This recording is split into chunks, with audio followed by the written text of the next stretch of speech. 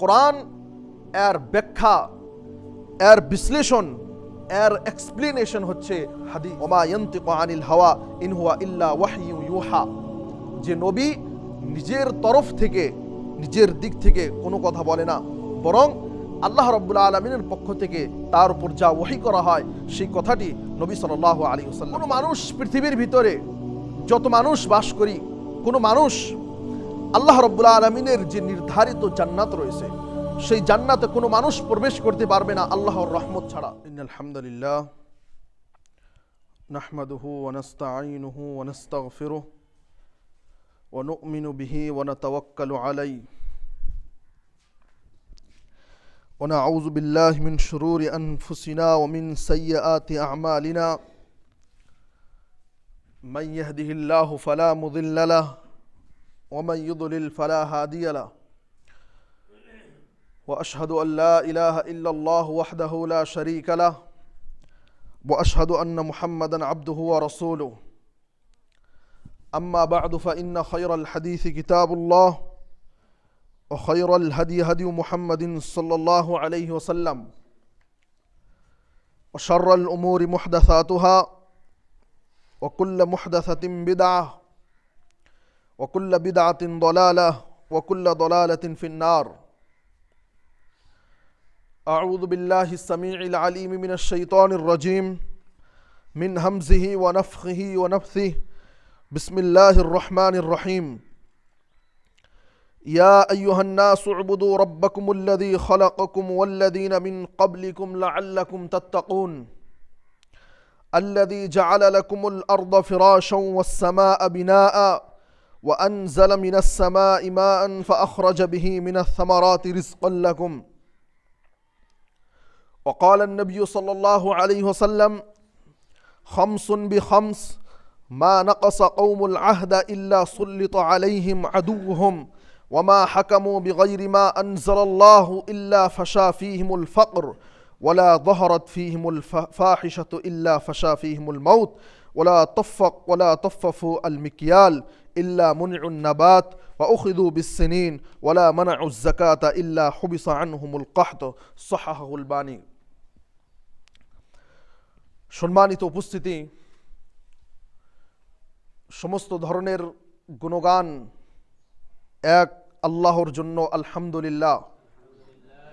দরুদ ও সালাম বর্ষিত হোক আমাদের প্রিয় নবীর উপর সাল্লাল্লাহু আলাইহি ওয়াসাল্লাম।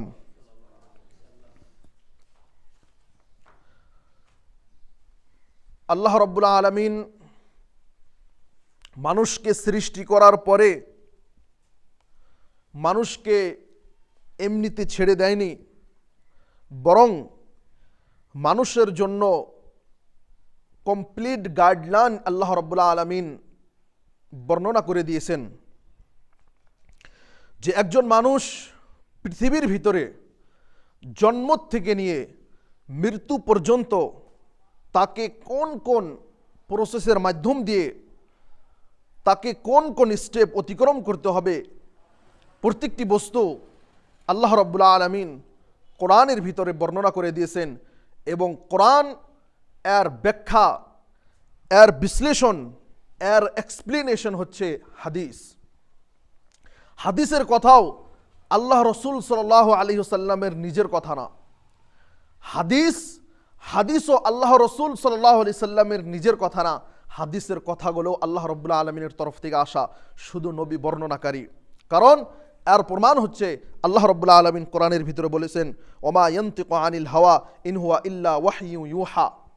যে নবী নিজের তরফ থেকে, নিজের দিক থেকে কোনো কথা বলে না, বরং আল্লাহ রাব্বুল আলামিনের পক্ষ থেকে তার উপর যা ওহী করা হয় সেই কথাটি নবী সাল্লাল্লাহু আলাইহি ওয়াসাল্লাম বলেন। সম্মানিত উপস্থিতি, মানুষের হালাত সব সময় এক থাকে না। অনেক সময় মানুষের ঈমান বৃদ্ধি হয়, অনেক সময় মানুষের ঈমান দুর্বল হয়। এবং এই কথাটি আমাদেরকে বিশ্বাস করতে হবে যে মানুষের ঈমান কখনো এক পর্যায়ে থাকে না, বরং মানুষের ঈমান কখনো বাড়ে কখনো কমে। আল ঈমানু ইয়াজিদু বিত্তাআহ ওয়া ইয়ানকুসু বিল মাসিয়াহ। যে ঈমান মানুষের ভালো কাজের মাধ্যম দিয়ে বাড়ে, বৃদ্ধি পায় এবং গুনাহের কারণে মানুষের ঈমান কমে যায়, সেখানে কমতে আসে। এবং আল্লাহ রাব্বুল আলামিন মানুষকে সৃষ্টি করার পরে তার জন্য যে গাইডলাইন দিলেন, সেই গাইডলাইনের মধ্যে এই কথাটিও রয়েছে যে মানুষ যখন গুনাহ বেশি করবে তখন তার জন্য কর্তব্য হলো যে মানুষ এক আল্লাহ রাব্বুল আলামিনের দিকে ফিরে যাবে। কারণ এই কথাটি আল্লাহ রাসূল সাল্লাল্লাহু আলাইহি ওয়াসাল্লাম স্পষ্টভাবে বলেছেন যে কুল্লু বানি আদম খাত্তা ওয়া খায়রুল খাত্তাইন আত-তাওয়াবিন, যে প্রত্যেকটি মানুষ গুনাহগার এবং গুনাহগারের মধ্যে সেই ব্যক্তি আল্লাহ রাব্বুল আলামিনের নিকটে সবচেয়ে উত্তম যে ব্যক্তি গুনাহ করার পরেই ক্ষমা চায়। কারণ আল্লাহ রাব্বুল আলামিন মানুষকে এইভাবেই বানিয়েছে যে মানুষ গুনাহ করবে, কিন্তু গুনাহ করার সাথে সাথে একজন মুসলিমের জন্য, একজন মুমিনের জন্য, একজন মুহসিনের জন্য কর্তব্য হলো যে সে তৎক্ষণাতে আল্লাহ রাব্বুল আলামিনের নিকটে তওবা করবে, আল্লাহ রাব্বুল আলামিনের নিকটে নিজের গুনাহ ক্ষমা চাইবে। এবং কোনো মানুষ, পৃথিবীর ভিতরে যত মানুষ বাস করি, কোনো মানুষ আল্লাহ রাব্বুল আলামিনের যে নির্ধারিত জান্নাত রয়েছে সেই জান্নাতে কোনো মানুষ প্রবেশ করতে পারবে না আল্লাহর রহমত ছাড়া। কারণ জান্নাত এত দামি বস্তু, এই দামি বস্তু মানুষ নিজের এই ভাঙ্গাচোরা আমল দিয়ে কিনতে পারবে না, এত দামি বস্তু। এবং আল্লাহ রসুল সাল্লাল্লাহু আলাইহি ওয়াসাল্লাম স্বয়ং, যিনি পৃথিবীর মধ্যে সব থেকে উন্নত মানের মানুষ, যার থেকে ভালো মানুষ আল্লাহ রসুল সাল্লাল্লাহু আলাইহি সাল্লামের যুগে পরেও আসবে না এবং আল্লাহ রসুল সাল্লাল্লাহু আলাইহি সাল্লামের আগেও আসেনি। ইনি পৃথিবীর সমস্ত মানুষের মধ্যে সব থেকে উন্নত মানের মানুষ হওয়ার পরেও ইনি নিজের আমল দিয়ে জান্নাতে যেতে পারবে না আল্লাহর রহমত ছাড়া। তো এই কথা দিয়ে আমি এটি বোঝাতে চাই যে মানুষের গুনাহ যখন বেশি হয়ে যায়, মানুষের উপর আল্লাহ রাব্বুল আলামিন কিছু চেতনি দেয়, মানুষকে একটু ধাক্কা দেয় যাতে করে মানুষ আল্লাহ রাব্বুল আলামিনের দিকে ফিরে আসে। এবং এখন কথা হলো যে মানুষ এই ধাক্কা খাওয়ার পরেও যদি আল্লাহ রাব্বুল আলামিনের নিকটে ফিরে না আসে, তাহলে সেই মানুষকে আল্লাহ রাব্বুল আলামিন সেইখানেই দিয়ে ঠিক করবে যেখানে সে গেলে ঠিক হবে, অর্থাৎ জাহান্নাম। সম্মানিত উপস্থিতি, আমি এই কথা দিয়ে এটি বুঝাতে চাই যে আজকে দেশের যে অবস্থা, আজকে সমাজের যে অবস্থা, কি অবস্থা? প্রচণ্ড গরম। আমরা কখনো কি একবার ভেবে দেখেছি যে গরম, এত প্রচণ্ড গরম কেন? এবং আরও অনেক সমস্যার কথা রয়েছে, আমি শুধু এই বিষয়ে অল্প কথা বলবো ইনশাআল্লাহুল আজিজ।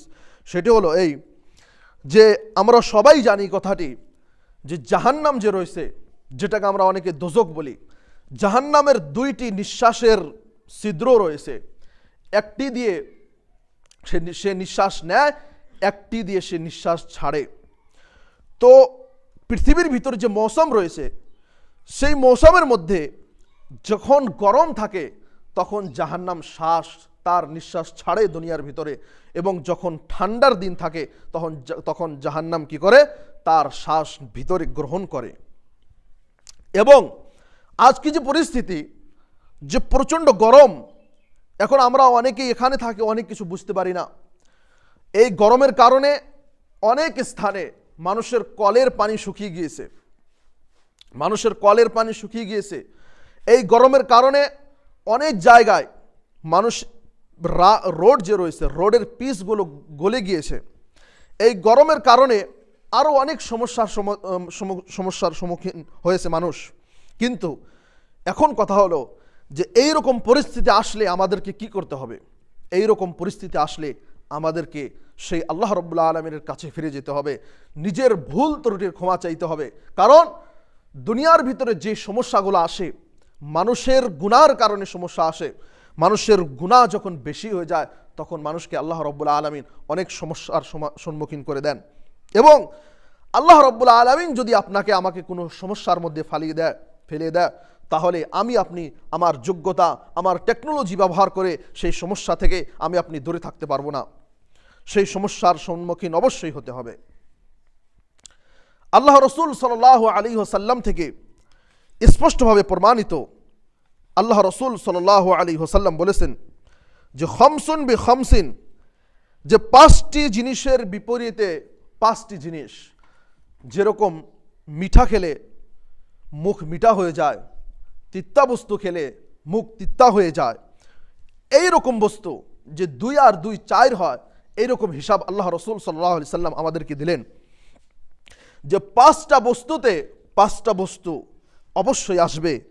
মা নাকাসা কওমুল আহদা ইল্লা সুল্লিত আলাইহিম আদুউহুম। যখন কোনো সম্প্রদায়, যখন কোনো জাতি প্রতিশ্রুতিকে ভঙ্গ করবে, লঙ্ঘন করবে, নিজের কথা দিয়ে সেই কথাকে ভঙ্গন করবে, সেই কথাকে নষ্ট করে দিবে, ওয়াদা খিলাফি করবে, তখন সেই জাতির উপর, সেই কওমের উপর আল্লাহ রাব্বুল আলামিন এমন শাসক সৃষ্টি করে দিবেন, এমন শাসক তাদের উপর বর্ষণ করে দিবেন যে শাসক তাদের শত্রু। মানে যখন এই গুনাহগুলো যখন একটি ব্যাপক অবস্থায় ছড়িয়ে যাবে, যখন এই গুনাহগুলো ছড়িয়ে যাবে, তখন আল্লাহ রাব্বুল আলামিন মানুষের উপর এমন শাসক তৈরি করে দিবেন, এমন শাসক বানিয়ে দিবেন মানুষের উপর, যারা তাদের শত্রু হবে এবং তাদের সাথে শত্রুমি করবে, যে বস্তুগুলো আজকে আমরা স্বচক্ষে দেখতে পাই। তারপরে আল্লাহ রসুল সাল্লাল্লাহু আলাইহি সাল্লাম বললেন, ওয়ামা হাকামু বিগাইরি মা আনজালাল্লাহু ইল্লা ফাশা ফীহিমুল ফাকর। যে যখন কোনো জাতিতে, কোনো জাতির ভিতরে, কোনো দেশে, কোনো সমাজে, কোনো সোসাইটিতে যখন আল্লাহ রাব্বুল আলামিনের বিধান অনুযায়ী যখন ফয়সালা করা হবে না, তখন সেখানে আল্লাহ রাব্বুল আলামিন কি দিয়ে দিবে? সেখানে আল্লাহ রাব্বুল আলামিন গুরবাত দিয়ে দিবে। অধিকাংশ মানুষ গরিব থাকবে, সেখানে অধিকাংশ মানুষ গরিব থাকবে। আজকে আমাদের টাকা পয়সা আছে, আমাদের টাকা পয়সা নাই, অধিকাংশ মানুষ আমরা গরিব, অধিকাংশ মানুষ গরিব।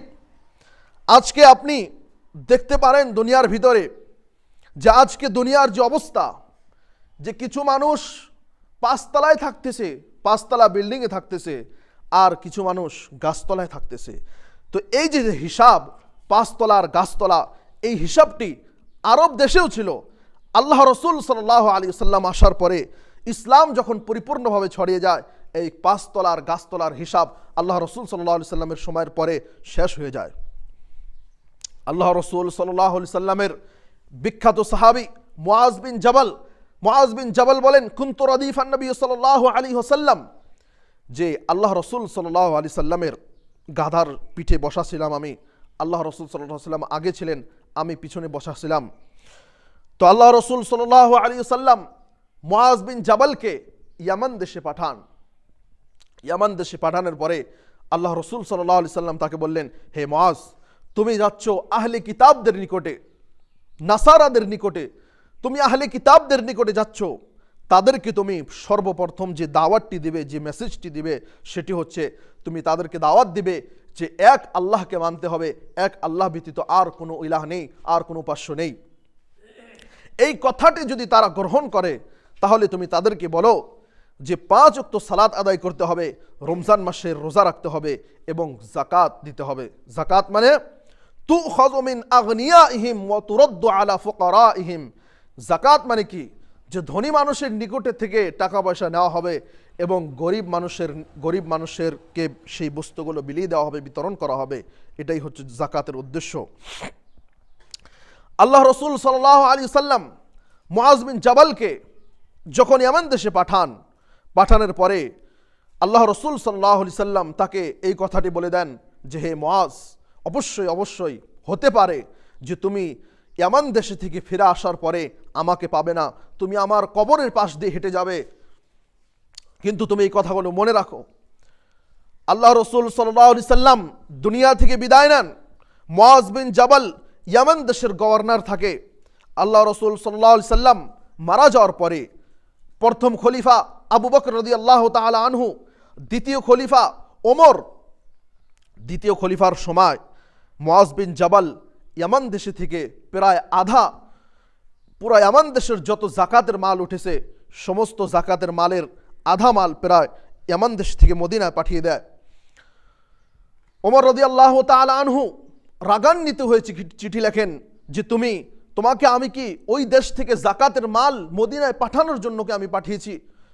তখন মুআজ বিন জাবাল পুনরায় চিঠি লেখেন যে না, আসলে এখানে মানুষকে অনেক দেওয়া হয়ে গিয়েছে, এখন এখানে আর মানুষ জাকাত নেওয়ার মতো নাই। এইভাবে করতে করতে করতে 1-2 বছর পরেই মুআজ বিন জাবাল পুরো জাকাতের মালটাই ইয়ামান দেশে থেকে কুইন্টেল কুইন্টেল জাকাতের মাল মদিনায় পাঠিয়ে দেন। এখানে একটু চিন্তা করতে হবে সম্মানিত উপস্থিতি, সেটি হচ্ছে এই, যেই জাতি, যেই সম্প্রদায় ইসলামের আলোর নিচে আসার আগে একে অপরকে হত্যা করত, একে অপরের সাথে লড়াই ঝগড়া করত খাদ্যর জন্য, আজ কি সেই দেশের অবস্থা ওই? ইসলামের আলোর নিচে আসার কারণে যে সেখানে জাকাত নেওয়ার মতো মানুষ নেই। তো এই যে শিক্ষা, এই শিক্ষাটা কার দেওয়া শিক্ষা? এটি কোনো দুনিয়ার ইউনিভার্সিটি কলেজের শিক্ষা নয়, এটি আল্লাহ রসুল সাল্লাল্লাহু আলাইহি সাল্লামের ছেড়ে যাওয়া শিক্ষা। কিন্তু আজকে দুঃখের বিষয় হলো এই যে এই শিক্ষাগুলোর ওপর আমল চলে না, আমল হয় না। আপনি দেখেন আজকে দুনিয়ার অবস্থা, যে একজন মানুষ এসি রুমে বসে অফিসে বসে কাজ করতেছে, আর একজন মানুষ রোদ্রে রিক্সা চালাইতেছে, অটো চালাইতেছে, সে রোদ্রে সে কাজ করতেছে, কারণ সে একদিন কাজ না করলে সে রাত্রে গিয়ে ভাত খেতে পারবে না। অপর স্থানে আর একজন মানুষ এসি রুমে বসে বিন্দাস বসে আছে। তো এই যে জিনিসটি আমি যেটি বলতে চাই যে গাছতলা আর পাঁচতলা এই সিস্টেমটি ইসলামের মধ্যে নাই। কারণ আজকে দেশের পুরো ব্যবস্থা, টাকা পয়সার ব্যবস্থা পুরো সুদের সাথে জড়িত হয়ে গিয়েছে। আজকে দেশের ভিতরে যত লেনদেন, টাকা পয়সা, ব্যাংকিং সিস্টেম, প্রত্যেকটা জিনিসের মেন বেস হচ্ছে সুদ। এবং সুদের পরিণাম কি হবে? সুদের পরিণাম এটি হবে যে সারা দেশ ফকির হবে, কিছু মানুষ ধনী হবে। এবং আল্লাহ রসুল সাল্লাল্লাহু আলাইহি সাল্লামের শিক্ষা এটি, ইসলামের শিক্ষা এটি, যে একজন মানুষ 10 তলা বিল্ডিংয়ে থাকবে আর একজন মানুষ মাটির মধ্যে থাকবে, এটি কখনো ইসলাম সহ্য করতে পারে না।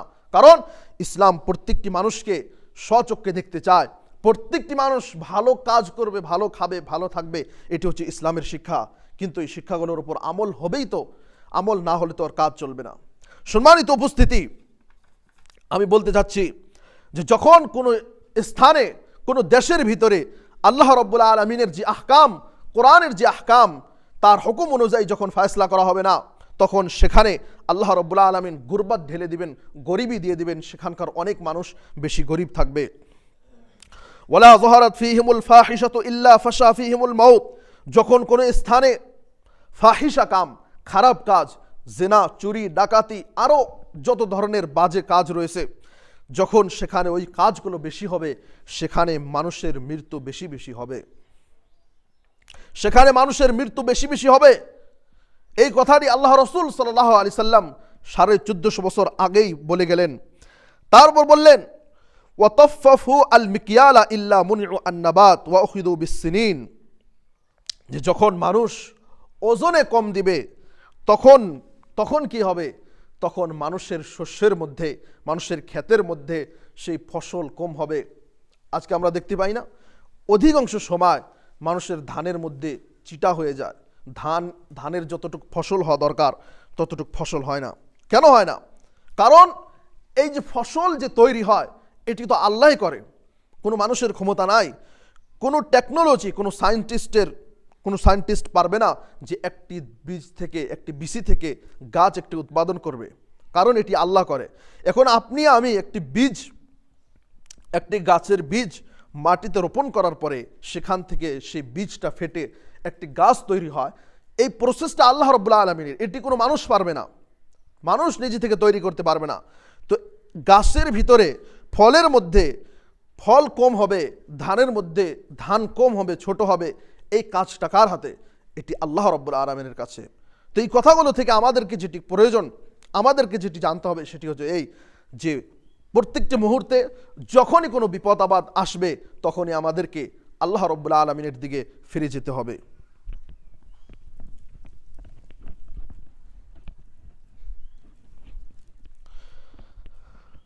আলহামদুলিল্লাহ ওয়াহদাহ ওয়াসসালাতু ওয়াসসালামু আলা রাসূলিল কারীম, আম্মা বাদ। সম্মানিত উপস্থিতি, আমি বলছিলাম আল্লাহ রসুল সাল্লাল্লাহু আলাইহি সাল্লাম আরও আগে বলেন, ওয়ালা মানাউজ যাকাতা ইল্লা হুবিসা আনহুমুল কতর। এখানে হচ্ছে মেন পয়েন্ট, যে যখন মানুষ যাকাত দেওয়া বন্ধ করে দেবে, তখন আল্লাহ রাব্বুল আলামিন আসমান থেকে বৃষ্টি বন্ধ করে দিবে। একদম সহজ হিসাব। যেভাবে আপনি যদি একটি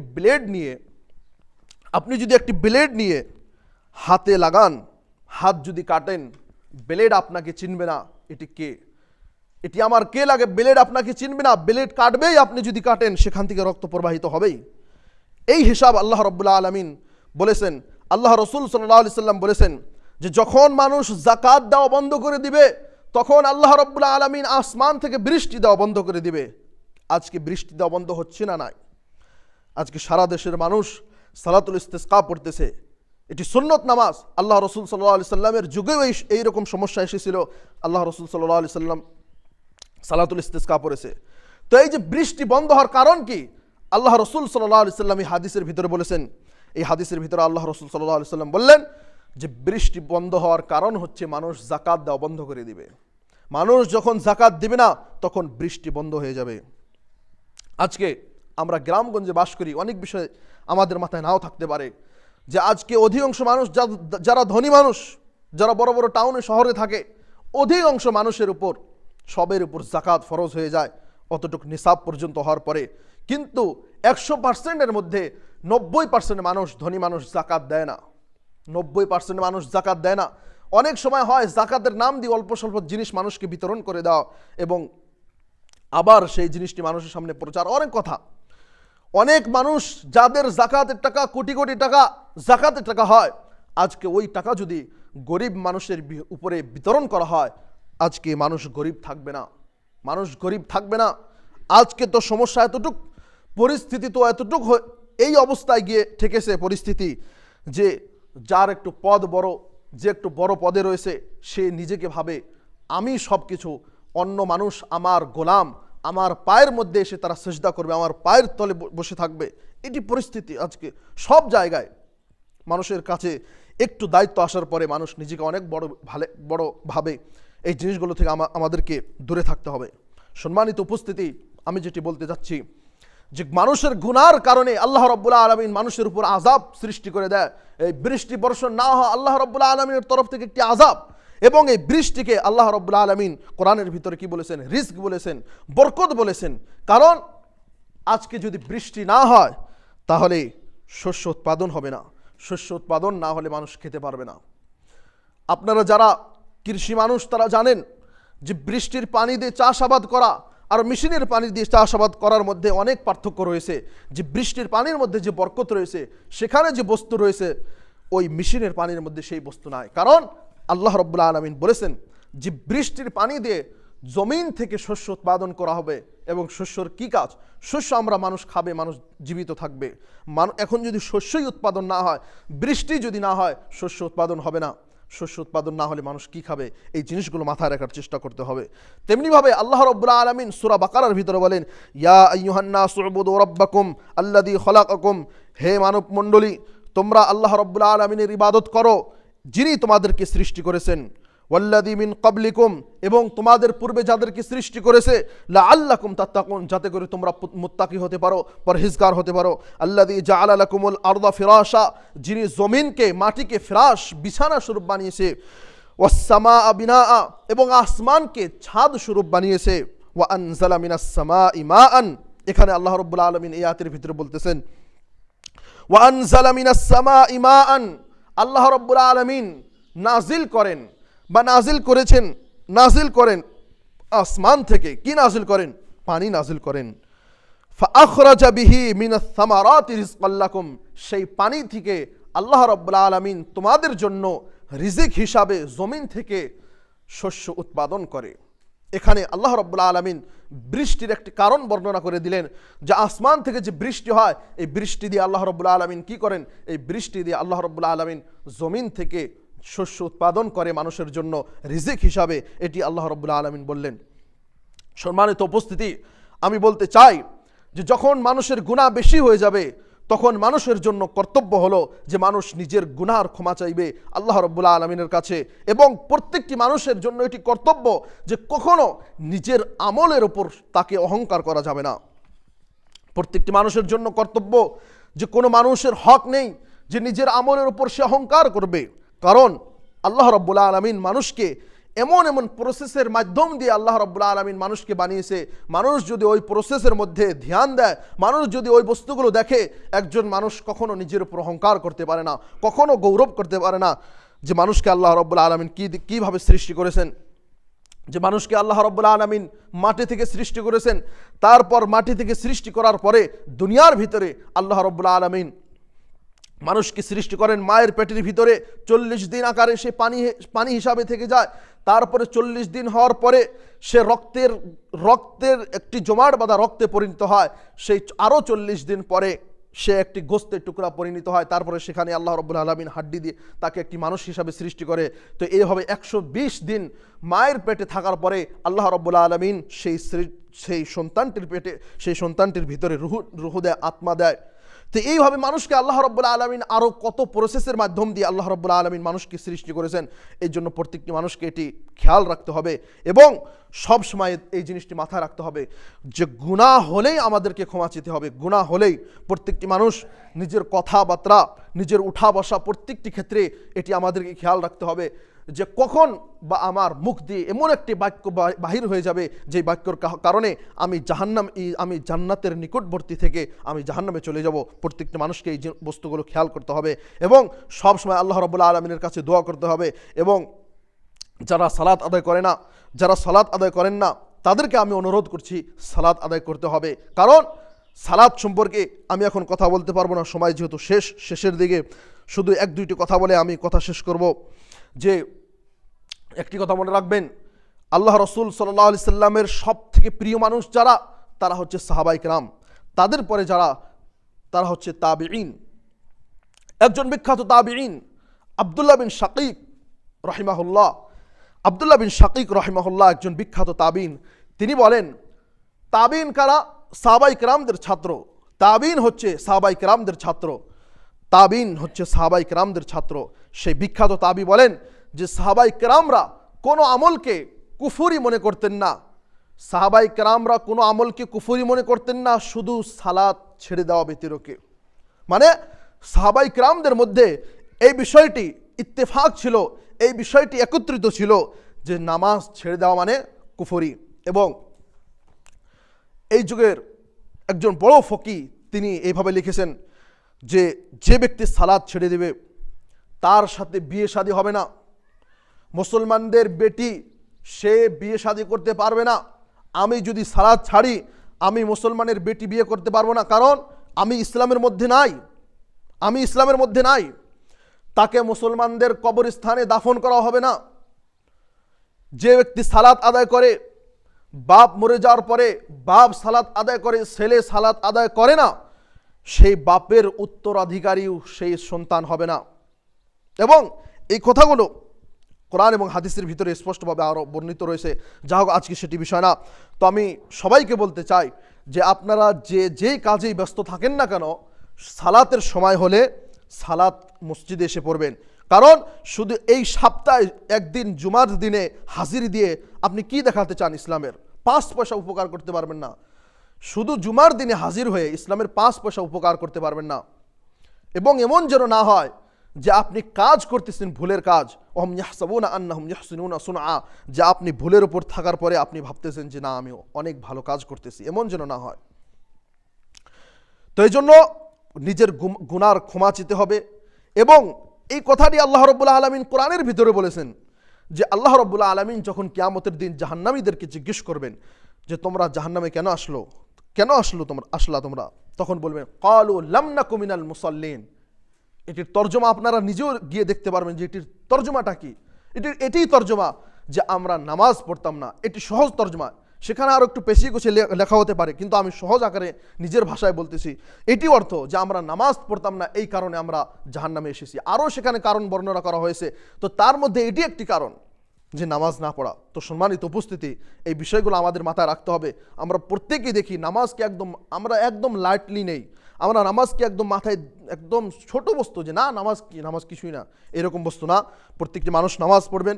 নিজের বাড়িতে নিজের ছেলেরা যারা নামাজ পড়ে না তাদেরকে নামাজের তাকিদ করবেন, ছোট থেকে নামাজের তাকিদ করবেন, বড় হলে তাদেরকেও তাকিদ করবেন। প্রত্যেকের জন্য আমরা নামাজ পড়ি এবং নামাজ পড়ার সাথে সাথে নিজের গুনার ক্ষমা চেতে হবে, কারণ প্রত্যেকটি মানুষ আমরা নিজের গুনার এত বোঝা মাথায় নিয়ে ঘুরতেছি। প্রত্যেকটি মানুষ এই গুনার বোঝা মাথায় থেকে কম করতে হবে এবং আল্লাহ রাব্বুল আলামিনের কাছে দোয়া করতে হবে, হে আল্লাহ তুমি আমাদের সমস্যার সমাধান করে দাও, আমিন। আমাদেরকে তুমি সালাত আদায় করার তৌফিক দান করো, আমিন। আমাদের গুনাহগুলো তুমি ক্ষমা করে দাও, আমিন। আমাদের উপর তুমি বৃষ্টি বর্ষণ করো, আমিন। আমাদের উপর তোমার রহমত বর্ষণ করো, আমিন। আমাদের উপর তুমি বৃষ্টি বর্ষণ করো, আমিন। আমাদেরকে এই কষ্ট থেকে দূরে করে দাও, আমিন। আমাদের সকল সমস্যার সমাধান করে দাও, আমিন। আমাদের টাকা পয়সার মধ্যে বরকত দাও, আমিন। আমাদের শস্যের মধ্যে বরকত দাও, আমিন। আমাদের ওজনের মধ্যে বরকত দাও, আমিন। আমাদের ফল ফলসির মধ্যে বরকত দাও, আমিন। আমাদের ইবাদতের মধ্যে বরকত দাও, আমিন। আমাদের রিজিকের মধ্যে বরকত দাও, আমিন। আমাদের মধ্যে যারা বিমারস্থ রয়েছে তাদেরকে তুমি আরোগ্য দান করো, আমিন। আমাদের মধ্যে যারা কবরবাসী হয়েছে তাদেরকে তুমি জান্নাত দান করো, আমিন। আমাদের হিসাবকে সহজ করো, আমিন। কবর আযাব, কবরের ফিতনা থেকে আমাদেরকে তুমি মাহফুজ রাখো, আমিন। দাজ্জালের ফিতনা থেকে আমাদেরকে তুমি মাহফুজ রাখো, আমিন। ওয়া আখিরু দাওয়ানা আনিল হামদুলিল্লাহি রাব্বিল আলামিন।